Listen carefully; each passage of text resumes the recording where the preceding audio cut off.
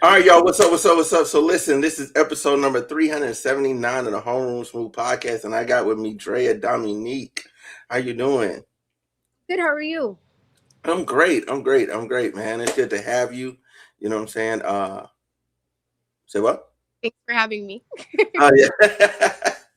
Oh yeah, for sure, man. But yeah, you're here to talk to us about your forthcoming album, Romantic Tragedies, which is coming out on July 4th, and then you're also here to tell us about your upcoming performance you got with FIFA. You know what I'm saying? So we can get into that too. You know, and then some of the new music that you have on the way for us as well. Yeah. So let's start with the let's start with the exciting stuff, man. How'd you get with FIFA? So it's crazy. I came out to Miami last year in February. I was supposed to do two songs. I ended up having a writing camp and creating like an album worth of music. And the artist that I work with, Domino Saints, shout out to them. Mm-hmm. They on one of my they're on all of the FIFA stages that are out here in Miami, and they asked me, do I want to come along and perform our song that we did? So a year and a half later, just something I went doing, and now I didn't even have to go through all the channels. I'm right there on the main stage. Hey, that's fire. This is like the largest crowd I will ever be performing in front of, so I'm super excited. It's a real big deal. Oh yeah, and you have and your music has the vibe for it. You definitely have the vibe for it. It's perfect for this crowd, so I'm excited. Mm-hmm. Um. So when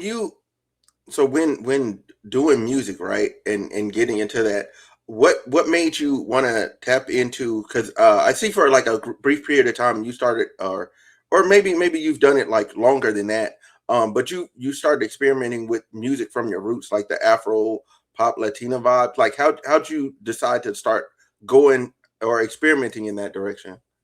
Well, that's where the February trip came in. Last year, I was working with a different manager, and my team was talking, and they're like, you're everything. You need to embrace all of your sides." And I said, "You're right. Mm-hmm. Let's try it out." So that's how I ended up coming out here, and all of the songs that I've dropped in the last year and a half are a part of that project. And yeah, we got some bangers, some really good ones, and we're Yeah. embracing my Puerto Rican side. Mm-hmm. Mm-hmm. Yeah, because I was about to say like I enjoyed the like I enjoyed a few of them because I was listening to them and I was like I like Chanel and Louis Vuitton. That's the single yeah. we're right now, and it's getting a good response. The girlies are feeling Louis Vuitton. Mm-hmm. Oh yeah, Hmm. for sure. And I know that's one's gonna resonate with the crowd. But you said you know what I'm saying, but also like your album, you said you're trying to go back to your roots of what you've done more so artistically. So with romantic tragedies, like what is the expectation people should get from that? You're gonna see just another dimension of me. I think the world knows me on Bad Girls Club and drama and fighting and that kind of thing. Mm-hmm. Never really got to see the lover girl side of me, so they're gonna get that. Mm-hmm. Um, love songs, romantic songs, broken-hearted songs. The story starts at one point and ends at another, and it covers all the romantic sides and the tragic sides. Oh yeah, for sure. So would you say in bringing up like your Bad Girls Club experience, like what would you say like was the biggest takeaway from that you got, you know, and how does that like reflect onto what you're gonna do going forward and on this album? Like, Well, my biggest takeaway from Bad Girls Club was just learning how I didn't want to be. you know, you're right, right. a lot of negativity, a lot of drama, a lot of girls bashing girls and bringing them down and all of that stuff. And especially now, me being a mom, I want to be nothing like that. I don't want to promote that. I don't think there's anything positive about that. Trying to bring Hmm. down so you can fit in with the crew. I'd rather be solo and at peace and a kind-hearted person than with a group of people being mean and trying to bring down the next person. So just Yeah. be a nice, treat people with some respect. Everybody deserves respect, and you walk into that house and you get disrespected from the jump. They're like, like, so that was my Yeah. biggest. Don't be mean. Be nice. Hmm.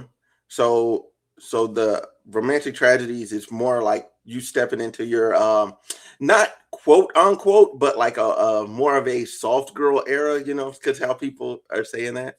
Feelings, taking off the shield and kind of bearing your heart. Everybody Hmm. sees what's up, but I'm really a sweet girl, so you're gonna get to see that and kind of experience the things that I've heartbreak. Just Hmm. a different picture of the person that the production painted me out to be for reality TV. Right. Because I know they do a lot of cutting and a lot of angles and a lot of like exclusion of stuff, so things look a certain way, but it's not really that way. They paint the picture however they want. That's why if I ever do reality TV again, it won't be anything negative like that, or I'm gonna do my own stuff and paint my own pictures, so they can't try to do. Mhm. Right, facts. So when looking at, let me see real quick. So so would you say this new album is kind of like more kind of like toy box in a way, like your first album?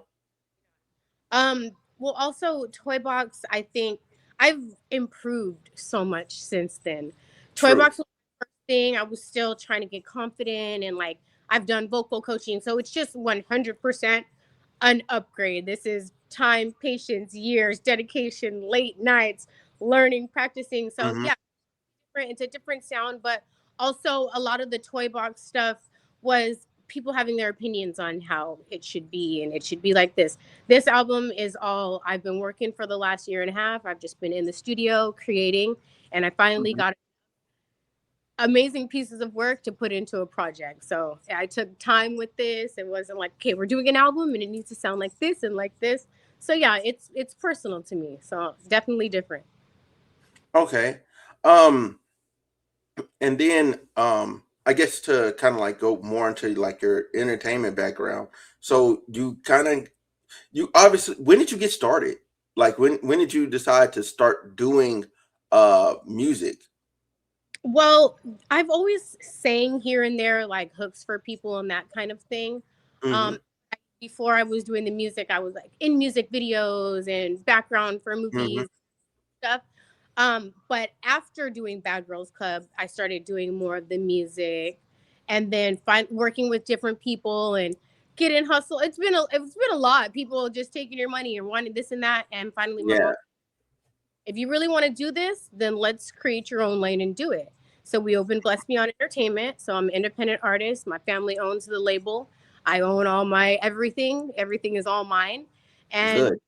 that's the best way to do it. If you have the resources and the funds, I would say go independent and just do it yourself. Everybody can tell you no, but another door will shut, another door will open. Just keep going. But if you can do it yourself, go for it because that's been the best route for me. Oh yeah, for sure. What would you say is your of the of the work that you have done? What would you say is your favorite song So for the or that album, you've released? That you've released. That's what I mean. least, um, hmm, I don't know.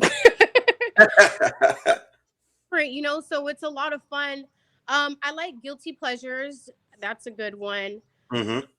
Or my favorite stuff is the stuff that's about to come out. I have a song called I'm Fine. Everybody else, they say Roll is the song. That's their jam, which I love Roll, but I'm Hmm. fine. Love it. The whole concept of I'm not fine, but we're going to say Right. the video is super, super dope. I'm in the straight jacket in the padded room walls and stuff. So it got real Hmm. creative video. So just overall, the whole project is definitely my favorite. Oh yeah, for sure. Yeah, and then okay. So currently you're based out of Miami. Is there any other people that we should look at, like you having like collaborated with on this project, or is this just all you? Yeah, this one I have no features. It's all me. A lot of my stuff that I've been dropping has a feature on it. So this Hmm. project is all me. Okay. Getting people to touch base with you in real time. This is the new and improved. And after I drop, maybe we'll throw some remixes out there and get Hmm. some. We're talking about it, but as of right now, yeah, no, all me, raw and uncut, real deal feelings. That's great. So with because I know we also got into like your what did you do? You were boxing at one point. Like we did talk about like before this. I was I was doing bad girls boxing Yeah. and club matches. I fought Rima, I fought Megan James. Um, After my fight with Megan, my girls were in town. We were in DC. We go back to New York. We decide to go out. I wake up, crashed into a tree. Somebody else was driving me. Broke the bridge of my nose in 5 places.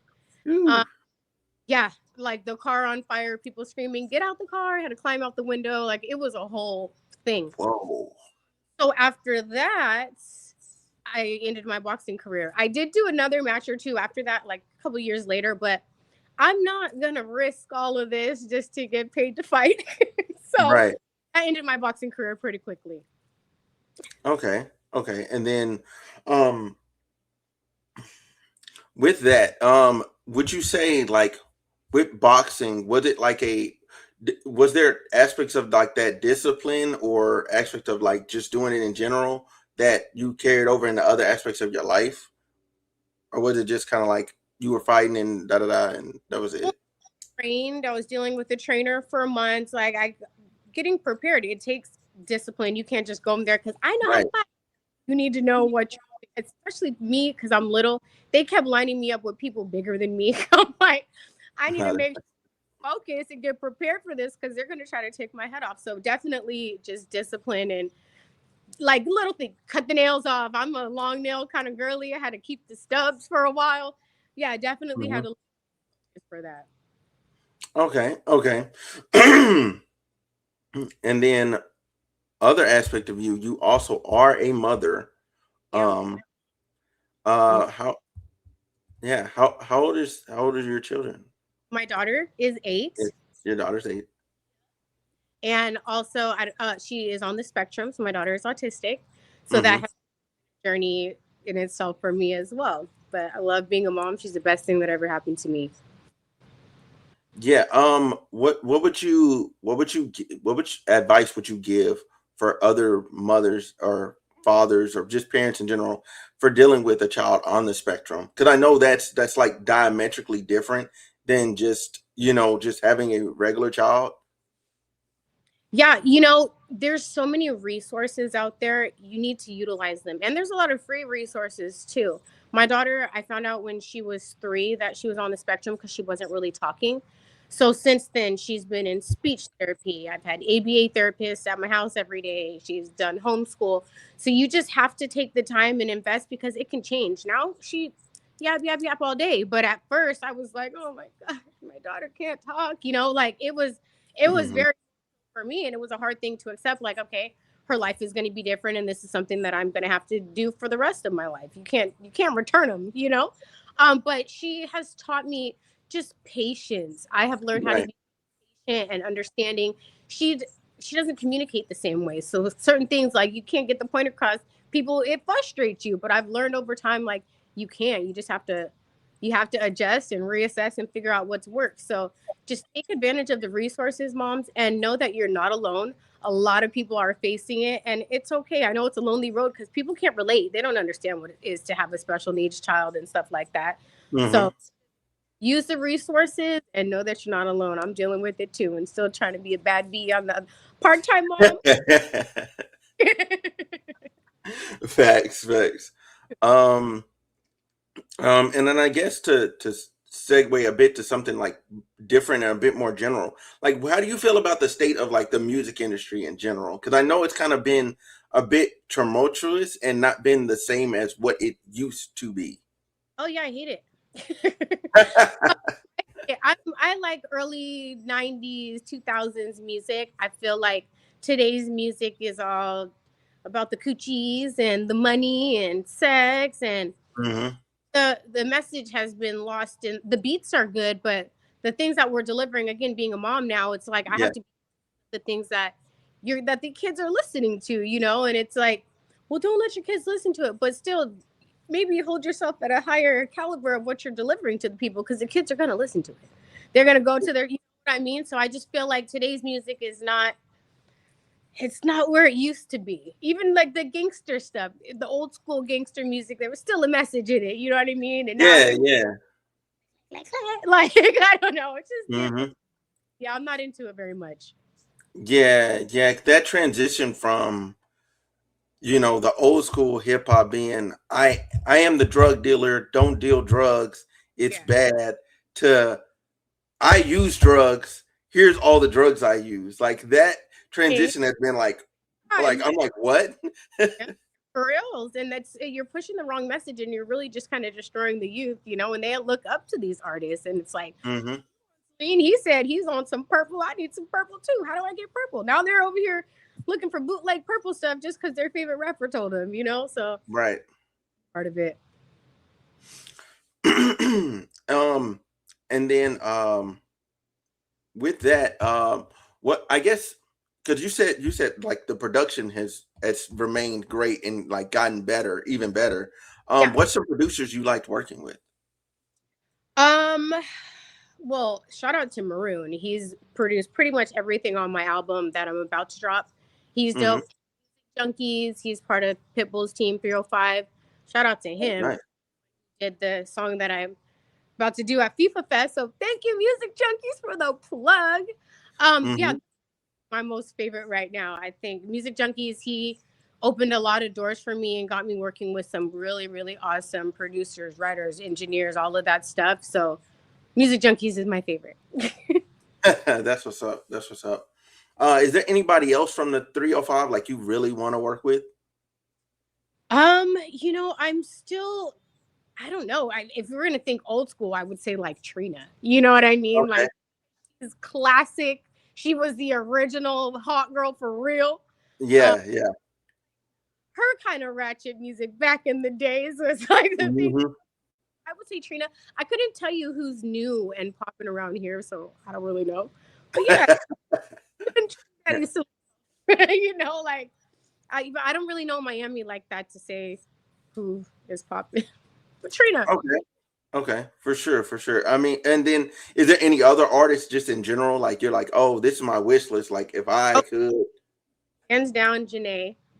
okay, Yeah, I go. I love her. I love her style, her aesthetic. She's a Pisces like me. Yeah. mhm, If Nipsey was still alive, Nipsey Hussle. Um, yeah, or still alive, Aaliyah. I named my daughter after her. Um, oh, but yeah, alive, Janae. yeah, for sure, for sure. I love Janae's music. Like it's always just it's a nice vibe. Like I don't ever get like you can't be in a bad mood listening to Janae. It's like it just mellows you out, and you just go, yeah, this is good. Just like a violin or something, like just peaceful. Hmm. Okay, and then what's one thing you want people to like know going forward about yourself and about your music and where you're gonna take us? What do I want you to know going forward? Just know that I'm coming, and you guys should pay attention. Hmm. Give it an honest listen, because people will just hate because this person off the show hates me.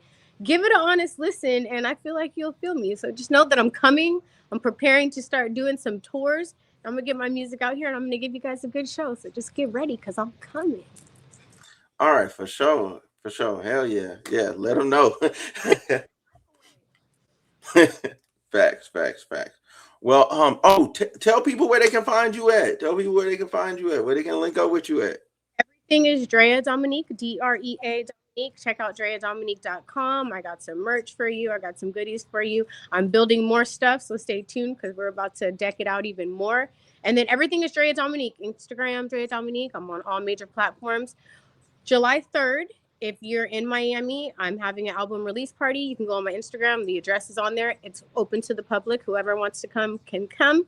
The 1st and the 3rd, I'll be performing at FIFA Fest.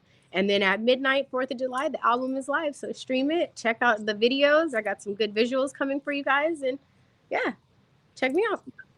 Oh yeah, that's what's up. That's what's up. I said I might need to come to the album release party. I might need to do that. Pull up. I'll have some champagne for you. It's going to be real sexy, chocolate Okay. cup, roses, candles, champagne glasses, real, real romantic. Okay. I like that. I like the sound of that. Yeah, I'm finna go look at flights right now. Um, but DreaDominique.com, okay, that will be in the description for y'all to like. So go down there in the description. I'll also put all the rest of her socials in the description. But with that being said, thank you so much for being a part of this episode and coming on here. Appreciate your time. Oh yeah, for sure, for sure. So guys, make sure you like, comment, and subscribe. This has been episode number 379 of the Homeroom Smooth podcast. We out of here.